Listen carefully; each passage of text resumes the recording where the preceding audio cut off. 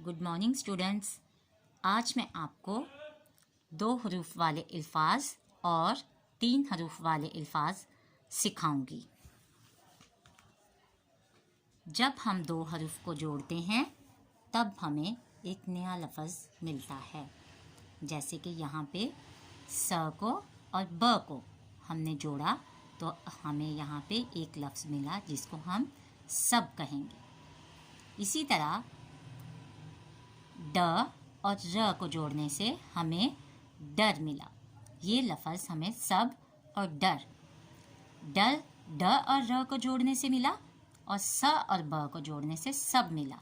इसी तरह मैं आपके सामने एक लफ्ज़ लिखूंगी जिसको हम बनाएंगे द न। जब हम इनको जोड़ेंगे तो हम लिखेंगे दिन। अब नया लफ्ज़ हमें कौन सा मिला? दिन। तो द को और न को जोड़ने से हमें दिन लफ्ज़ मिल गया।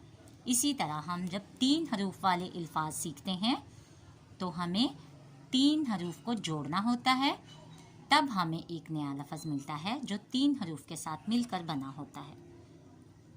यहाँ पे मेरे पास एक लफ्ज़ है ल फ ज लफ्ज़।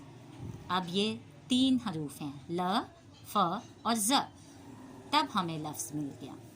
इसी तरह मेरे पास एग्जाम्पल्स हैं स र फ सर्फ, स र फ सर्फ, म अ न मान, म अ न मान।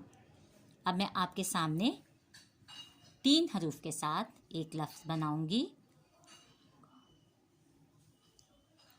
सबसे पहले मैं लिखूंगी क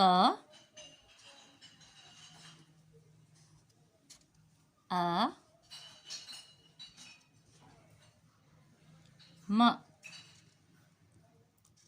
ये 3 हरूफ हैं क अ म। तो जब हम इन तीनों को जोड़ेंगे तो हमारे पास एक लफ्ज़ आएगा क अ म, काम, काम। तो बच्चों आज हमने सीखा 2 हरूफ वाले अल्फाज और 3 हरूफ वाले अल्फाज। शुक्रिया।